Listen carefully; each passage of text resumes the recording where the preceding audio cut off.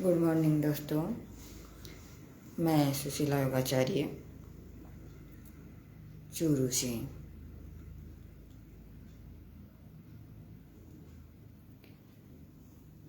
Facebook channel, YouTube channel पर आप सभी का हार्दिक अभिनंदन, शुभकामनाएं। आज हम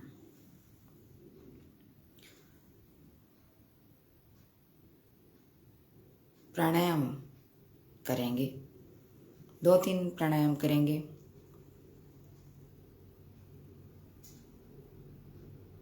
तो शुरू करते हैं। चलिए, तो सबसे पहले हम क्या करते हैं, अपने दोनों पैरों को सीधा करेंगे। दोनों पैरों को सीधा करने के बाद में बिल्कुल सीधा होना चाहिए, कमर गर्दन सीधी, और हमारे दोनों पंजे हैं वो एकदम बिल्कुल से सीधे होना चाहिए। और फिर हम पद्मासन लगाएंगे।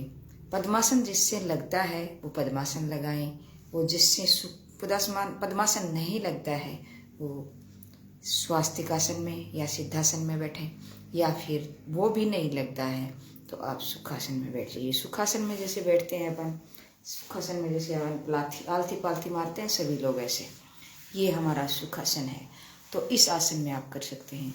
और जिसकी प्रॉब्लम बहुत ज़्यादा गहन प्रॉब्लम है तो वो कुर्सी पर भी बैठ सकते हैं, जैसे आर्थराइटिस के पेशेंट है और भी बहुत सारे पेशेंट हैं, तो वो कुर्सी पर बैठ करके भी कर सकते हैं। तो ये सुखासन है। फिर ये अपन जैसे सिद्धासन मान लो, स्वास्तिकासन है, जैसे एक पैर को मोड़ा और दूसरा पैर इसके ऊपर रखा। जैसे ऋषि महर्षि क्या रोज रोज जब भी ये अपना तप किया करते थे तो ये इस आसन में बैठा करते थे। और ज्ञान मुद्रा, ये ज्ञान मुद्रा दोनों अंगुली, एक तो तर्जनी अंगुली और एक अंगूठा ये टच करते, 3 अंगुलियाँ सीधी ऐसे करके ऐसे बैठा करते थे। आंखें उनकी बिल्कुल बंद होती थी और कमर गर्दन सीधी होती थी। तो सीधा बैठे। तो और जिसके पद्मासन लगता है वो पद्मासन लगाए। जैसे ये 2 आसन आपको मैंने बताए, उसमें बैठे हैं। अगर पद्मासन में नहीं बैठ सकते तो पद्मासन में जैसे अपन ये स्थिति है, जैसे दोनों पैर एड़ी पंजे मिलाएं, दायां पैर अपनी बाईं जंघा पे सेट करें और बायां पैर है वो अपनी दाईं जंघा पे सेट करें। ये हमारा हुआ पद्मासन। इस पद्मासन में आदमी, अगर नॉर्मल व्यक्ति तो जैसे जिन्होंने मतलब ये आसन नहीं किए हैं वो तो नहीं बैठ सकता।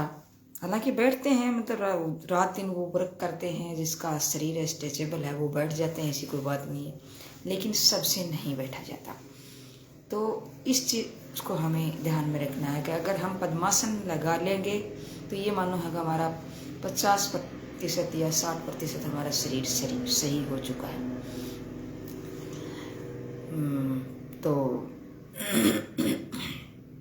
हम शुरू करते हैं। सबसे पहले हम भस्त्रिका प्राणायाम से शुरू करते हैं। आज ज़्यादा प्राणायाम नहीं मैं बता करके सिर्फ आपको मैं भस्त्रिका के बारे में कुछ बताऊंगी। भस्त्रिका प्राणायाम है, सबसे पहले आप इसे ये ध्यान में रखना है कि भस्त्रिका प्राणायाम गर्मियों में ज़्यादा नहीं करें, सर्दियों में करें। सर्दियों में ज़्यादा से ज़्यादा करें, जितना करेंगे, जितना सांस लेंगे, जितना बाहर निकालेंगे, कुंभ की स्थिति हो, चाहिए वो बाह्य कुंभक हो चाहे आंतरिक कुंभक हो, कैसे भी हो, इसका करेंगे तो बहुत ही अच्छा बेनिफिट आपको मिलेगा। तो भस्त्रिका, पूर्ण रूप से भस्त्रिका मैं आपको आज बताने जा रही हूँ। तो पूर्ण रूप से भस्त्रिका कैसे किया जाता है। गर्मियों में इसे ज़्यादा नहीं करना चाहिए, कोई नॉर्मल थोड़ा बहुत कर सकते हैं, वो भी ज़्यादा जल्दी नहीं करना चाहिए, धीरे धीरे। जैसे ये ज्ञान मुद्रा है, श्वास लिया जैसे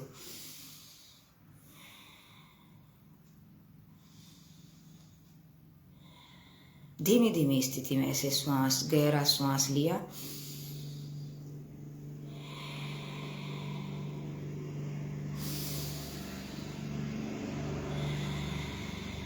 और बाकी जिसके हार्ट की प्रॉब्लम है, हाइपरटेंशन है और एलर्जी की प्रॉब्लम है, अस्थमा की प्रॉब्लम है, वो भी धीरे धीरे करें। तो आज मैं शुरू करती हूँ भस्त्रिका प्राणायाम। तो अब शुरू करेंगे अपन। और जैसे मतलब जिसकी प्रॉब्लम होती है, जैसे पद्मासन लगाने में एक बार लगा लो, फिर उसके बाद में चेंज कर लो, कोई दिक्कत नहीं है, उसमें चेंज कर सकते हैं। कई बार क्या होता है कि हर व्यक्ति से एक साइड से तो पद्मासन अच्छी तरह से लगा लेते हैं। जैसे मैंने पहले तो दायां पैर लिया था और फिर बायां लिया था, और अब बायां पहले लिया फिर दायां बाद में लिए। तो इसको जिस हिसाब से होता है उस हिसाब से कर लीजिए। तो शुरू करते हैं हम भस्त्रिका प्राणायाम। तो वैसे करें, धीरे धीरे श्वास लें और धीरे धीरे श्वास छोड़ें। और जिसकी कोई भी प्रॉब्लम नहीं है वो सर्दियों के मौसम में और बहुत ही जल्दी जल्दी भी ले सकते हैं और धीरे धीरे भी ले सकते हैं, उनकी छूट है कितनी भी स्थिति। लेकिन इतना थोड़ा सा ध्यान रखना कि शरीर के अंदर अगर गर्मी बढ़ जाएगी, जैसे युवा अवस्था है तो उसमें गर्मी बढ़ जाती है तो हमारी गर्मी है जो ऐसे गर्मी बढ़ती है वो कंट्रोल हो जाती है। लेकिन योग के माध्यम में जो गर्मी बढ़ जाती है वो वापस योग करने से ही शांत होती है। तो इसलिए ऐसा ध्यान रखें कि हमारी शरीर में गर्मी ज़्यादा नहीं बढ़ जाए। इसके लिए भी अलग आसन है, तो उसको नहीं प्राणायाम है, उसके माध्यम से हम प्राणायाम हो या आसन हो जो भी हैं, ऐसे आसन है जिससे मतलब उसको शांत किया जा सकता है। तो इन चीज़ों का सबसे पहले हमें ध्यान रखना होता है, उसके बाद में हम इस चीज़ को करते हैं। और जब भी हम करते हैं योग, तो योग्य शिक्षक की देखरेख में करें। अगर योग्य शिक्षक की देखरेख में नहीं करोगे तो आपको जितना मतलब आप दवाई लेते हैं तो कोई बात नहीं है, हालांकि आप डबल डोज ले लेते हैं, ट्रिपल ले लेते हैं तो उससे नुकसान होता है। लेकिन हम दवाई लेते हैं तो उसमें जितना नुकसान नहीं होता जितना नुकसान योग से हो जाता है। इसलिए योग्य शिक्षक की देखरेख में करें, ताकि वो ये पता लगा लेता है कि आपको क्या प्रॉब्लम हुई है, किससे हुई है और इसको किससे शांत करना है। तो इन चीज़ों का बहुत ही ज़्यादा ध्यान रखने का है दोस्तों। तो शुरू करते हैं भस्त्रिका प्राणायाम। दोनों हाथ हमारे ज्ञान मुद्रा में होंगे। ज्ञान मुद्रा में जैसे ये हमारी हथेली का पृष्ठ भाग ऐसे घुटने पे रख सकते हैं या फिर ऐसे भी रख सकते हैं, कोई दिक्कत नहीं है। इससे क्या होता है, ऐसे क्या होता है कि हमारी जो अंदर जो हम प्राणायाम के माध्यम से जो ऊर्जा ली है, तो ऐसे करेंगे तो वैसे निकल जाएगी वो बाहर। ऐसे करने से क्या होता है, मतलब वो अंदर ही अंदर रहती है। हमारे अंदर जो भी हम ऑक्सीजन शक्ति जो भी हमने हमारे अंदर जो ऊर्जा को इकट्ठा किया है वो अंदर रहती है। तो ऐसे ही करें। तो शुरू करती हूँ भस्त्रिका प्राणायाम। तो हम पहले क्या करें, अपने बायां नाक है, जैसे गर्मी में तो फिर भी हम ज़्यादा इस नाक से ज़्यादा करें, लेकिन अभी जैसे मैं आपको एक डेमो दे रही हूँ उसके हिसाब से बता रही हूँ। लेकिन बाकी दोनों नाक से बराबर में करें इस टाइम में तो ज़्यादा रहता है, या फिर दाएं नाक से करें तो ज़्यादा बेनिफिट मिलता है सर्दियों के टाइम में। तो अब मैं शुरू करती हूँ भस्त्रिका प्राणायाम। तो कमर गर्दन सीधी, आंखें हमारी कोमलता से बंद रहेंगी और हमारा दायां हाथ की जो तर्जनी अंगुली है वो अपनी दाएं नासिका पुट को टच करेंगे और फिर बाएं नाक से श्वास लेंगे और बाएं नाक से श्वास को वापस छोड़ेंगे, फिर वापस बाएं को लेंगे, बाएं से वापस छोड़ेंगे। ऐसी स्थिति रोज हम करेंगे। अब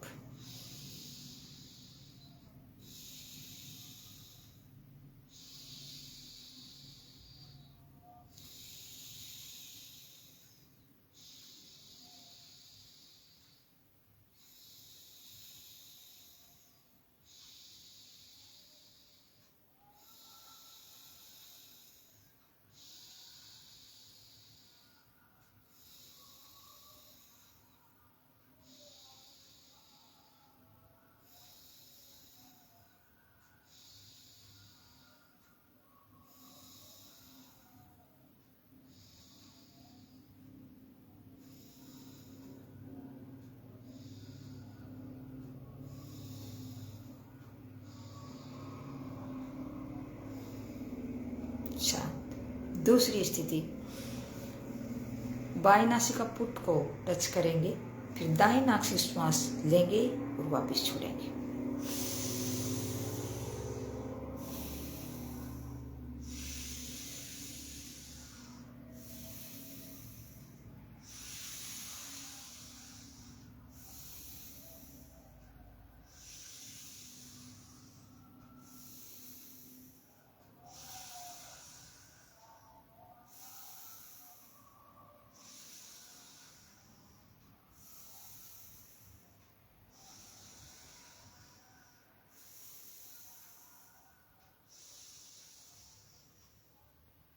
श्वास का ध्यान रखें। 5 सेकंड गिनते हैं, उस तक श्वास को लें, 5 सेकंड में ही श्वास को बाहर निकालें।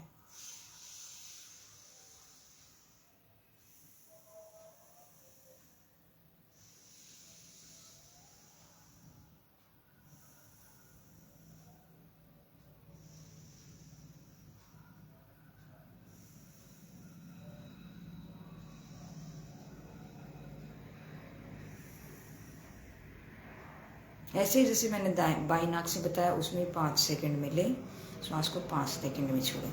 अब दोनों नाक से श्वास एक साथ लेंगे। हमारा हाथ है वो वैसे ही ज्ञान मुद्रा या फिर वायु मुद्रा भी लगा सकते हैं आप। वायु मुद्रा ये है, ज्ञान मुद्रा ये। अब मैं वायु मुद्रा लगा रही हूँ।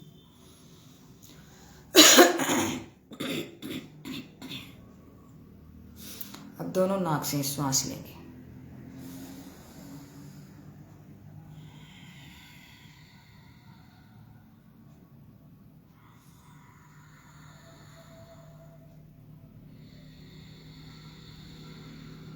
वो 5 सेकंड में श्वास लेना, वो 5 सेकंड में श्वास को बाहर निकालना।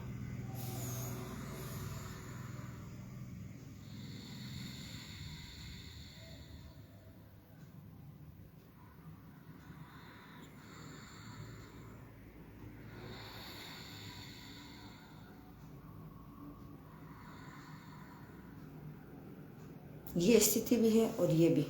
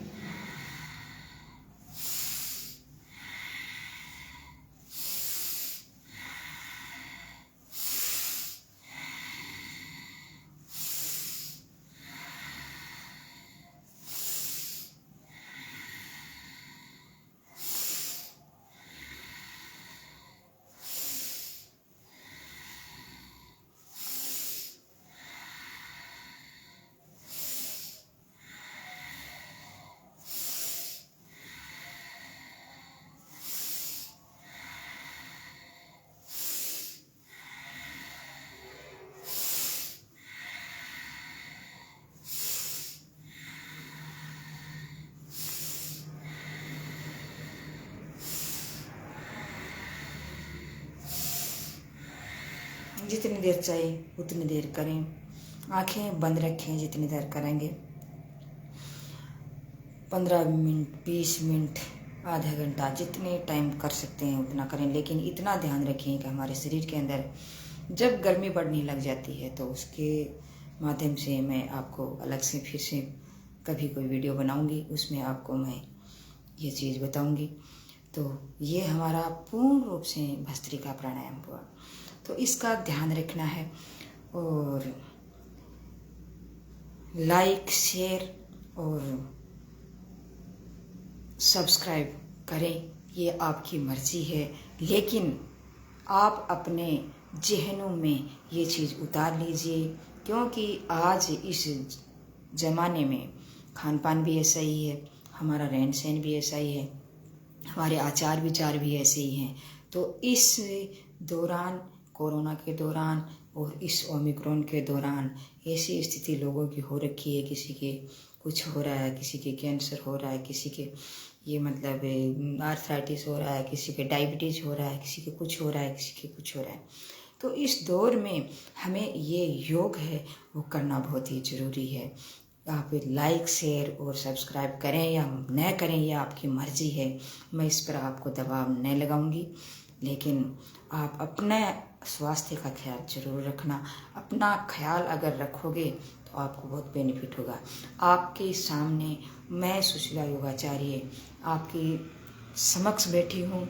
योग की एक ये देन है कि मैं जीता जागता आपके सामने एक उदाहरण हूँ, क्योंकि मैं पहले आर्थराइटिस पेशेंट थी और आज मेरा आर्थराइटिस है न के बराबर है।